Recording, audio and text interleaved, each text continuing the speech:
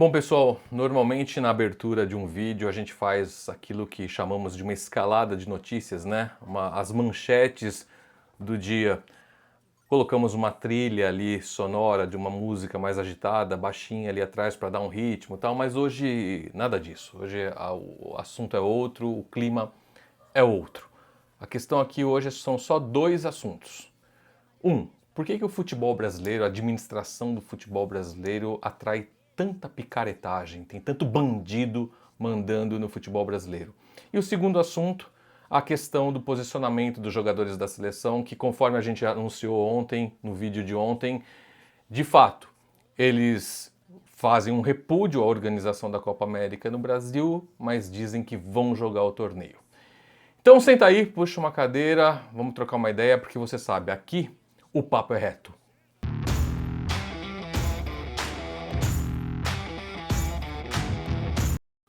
Muito bem, turma.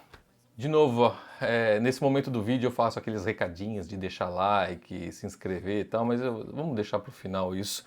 Vamos direto ao assunto, que é algo que está incomodando demais a mim, acredito que a você, a todo mundo que gosta de futebol, que é apaixonado por futebol e esportes de modo geral. Mas é claro, o futebol representa para a cultura brasileira algo desproporcional, algo diferente. E tudo que envolve isso, você gosta de futebol ou não, você tem que reconhecer que é importante. É a mesma coisa do carnaval. Eu não gosto de carnaval, mas é impossível você não reconhecer a importância que esse tema tem para a cultura do povo brasileiro. Então, aqui não é um vídeo para quem gosta de futebol, curte futebol, é para quem analisa o Brasil, por que a gente é desse jeito, a nossa sociedade, tem, sei lá, questões antropológicas, enfim, acho que a gente tem que refletir num momento como esse, o que acontece, o que a gente pode fazer para melhorar. E o que suscitou, o que me motivou a puxar esse assunto, a trazer esse assunto para vocês? A sequência de desmandos, a sequência de absurdos, a sequência de bizarrices e de crimes. Se a gente analisar a administração do futebol brasileiro, e aí eu estou falando especificamente da CBF, nos últimos, sei lá, nos últimos 50 anos, 40, 50 anos, é uma questão de desmando. Então vamos lá pela ordem cronológica. Você tem João Havelange, depois o cunhado dele, o genro dele, Ricardo Teixeira, que o sucedeu no comando da CBF, com planos de chegar à FIFA, como o Havelange chegou também por 24 anos. Aí você tem Marco Polo Del Nero, José Maria Marim, agora o Rogério Caboclo. Perceba o nível e a capacidade de se envolver em polêmicas desses 5 sujeitos, desses 5 nomes que eu citei. João Havelange foi banido da FIFA, foi banido do COI, onde ele tinha um cargo vitalício ali, o Comitê Olímpico Internacional. Ele foi banido, simplesmente não é afastado, ele foi banido das duas entidades, porque por envolvimento com corrupção e a cartinha com dinheiro que vem por baixo da porta do hotel numa véspera de votação de algo importante. Aí entra na FIFA o seu genro, Ricardo Teixeira, que nunca gostou de futebol, fazia pouco caso, odiava ir a estádios de futebol, ia só para fazer média ali, fazer o social, a parte política. Nunca curtiu, nem assistir futebol, muito menos administrar. Ué, o que uma pessoa que não gosta de futebol, não suporta futebol, está fazendo à frente da principal entidade que administra o futebol brasileiro? E aí você é seguido por José Maria Marim, por Marco Polo Del Nero. Ricardo Teixeira e José Maria Marim foram processados por corrupção. José Maria Marim ficou, a gente viu quantas vezes aquele vai e vem dele pelas calçadas de Nova York, saindo do apartamento que ele tem na Trump Tower, para ir depor ali na justiça americana por causa de esquemas de corrupção. Marco Polo Del Nero não consegue viajar até hoje, não consegue pôr o pé para fora do Brasil, porque é o único lugar no mundo onde ele não é preso. Gente, veja que situação.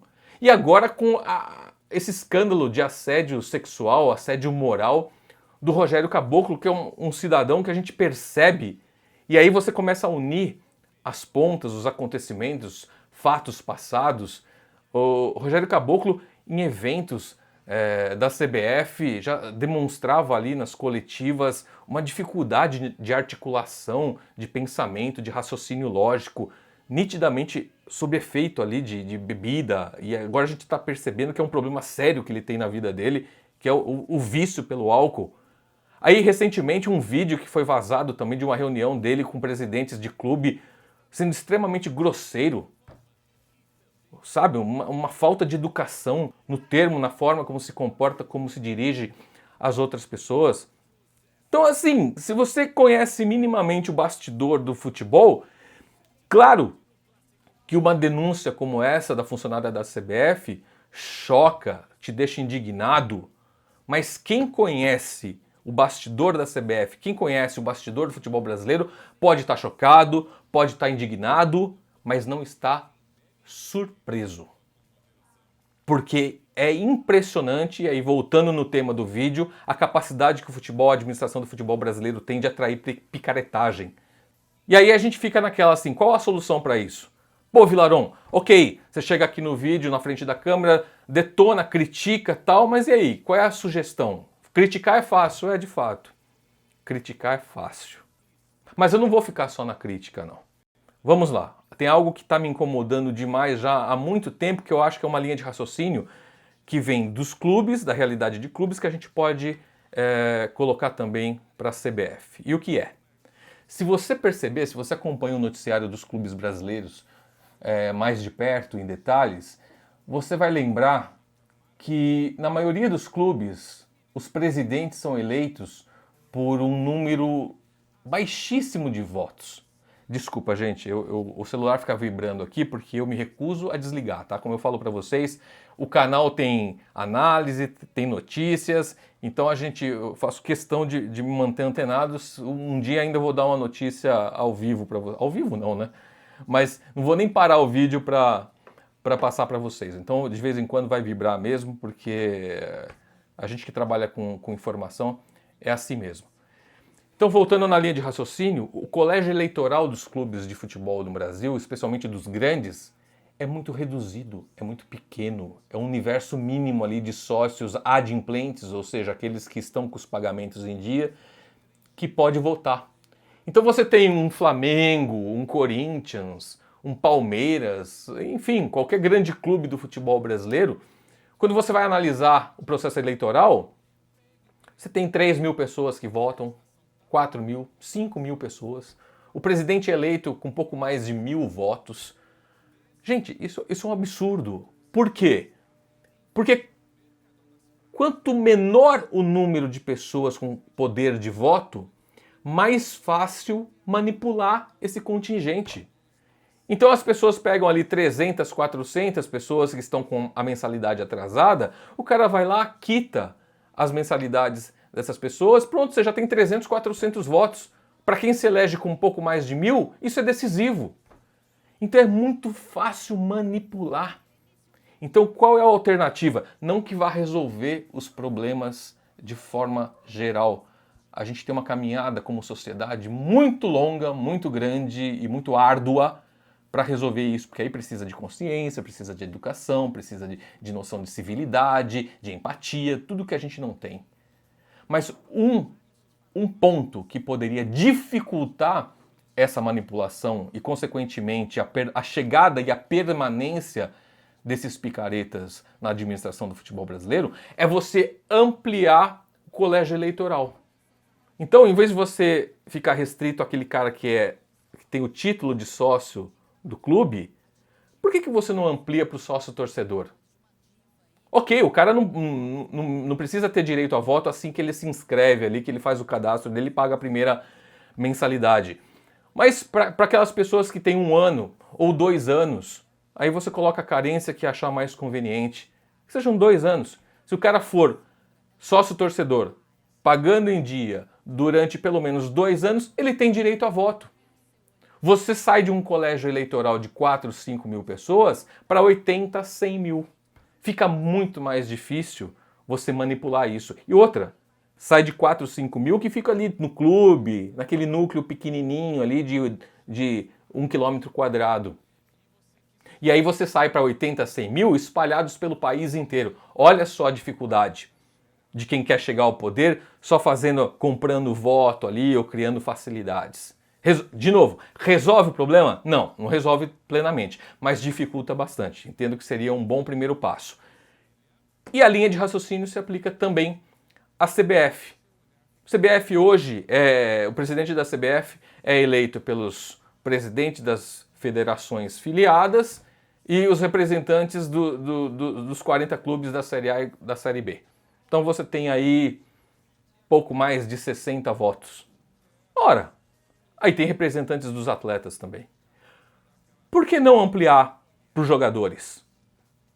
Quem trabalha em competições organizadas pela CBF, ou seja, Série A, Série B, Série C, Série D, Copa do Brasil, qualquer competição que seja organizada pela CBF, se você é atleta e você trabalha dentro dessas competições, o seu clube joga essas competições, você tem direito a voto. Pelo mesmo princípio. Vai resolver o problema? Plenamente não. Mas você vai diluir, você vai ter um universo maior de votantes. Isso vai dificultar bastante a perpetuação dessa gente no poder. Olha só o caso agora, o Caboclo afastado e quem assume? O Coronel Nunes. Lembra o Coronel Nunes? Aquele que se confundiu, que era para votar nos Estados Unidos e votou no Marrocos, criando uma saia justa absurda. Uma pessoa, olha, não sei como é a vida pessoal dele, pode ser um cidadão extremamente agradável, de conversa fácil, gente boa, tal, mas nitidamente, claramente despreparado para exercer uma função como essa. Como que pode ser o primeiro vice-presidente que assume no lugar do presidente? E por que ele está ali? Porque, pelas regras da CBF e de outras entidades, quando tem algum problema com o presidente, assume o vice mais velho. Então você não põe o cara ali porque ele é capaz, porque ele é competente. É simplesmente por causa da idade, porque ele entra ali e ele é um serviçal seu, é um boneco, você continua comandando. É só por isso. Quem conhece o Coronel Nunes sabe que ele não tem a menor condição de estar à frente da CBF, como tantos outros dirigentes. Então, minha gente, vamos pensar um pouquinho sobre isso, vamos refletir. Por favor, deixa aqui embaixo o que vocês pensam sobre esse assunto, se vocês imaginam alguma outra alternativa que a gente possa adotar ou sugerir para minimizar esse sério problema que já há décadas assola o futebol brasileiro. Vamos dar a nossa colaboração. A gente não tem poder para resolver nada, mas vamos tentar dar a nossa colaboração para acabar com essa sequência de Avelange, de Ricardo Teixeira, de Marco Polo Del Nero, de Marim, de Rogério Caboclo, de Coronel Nunes, que tenhamos pelo menos gente minimamente qualificada e bem intencionada para comandar algo tão importante nas nossas vidas como o futebol. E o outro assunto que eu gostaria de trazer para vocês é uma análise, pelo menos a minha opinião, quero ouvir muito o que vocês pensam sobre isso, em relação ao posicionamento dos jogadores da seleção brasileira sobre a realização da Copa América no país. Os jogadores, a todo momento, atletas e o Tite, representando a comissão técnica, deixaram claro que são contra a realização da Copa América no Brasil e resolveram se posicionar. Os atletas, assim como a gente adiantou no vídeo de ontem, os atletas vão disputar a Copa América, mas sob protesto. E aí eu pergunto para vocês, qual o impacto prático disso? No meu modo de entender, muito pequeno, porque é o típico posicionamento que desagrada a todos os lados. Então você tem aquelas pessoas mais ligadas ao governo federal que defendem a realização da Copa América, que trabalharam arduamente para que isso fosse feito e que ficam contrariadas pelo fato dos jogadores se posicionarem contra. A gente não quer, a gente é contra esse evento. E você tem o outro lado, que é o pessoal que é terminantemente contra a realização do evento no Brasil e que gostaria de ver os jogadores com um posicionamento mais firme, do tipo, a gente não vai disputar. A gente é contra e por isso a gente não vai disputar.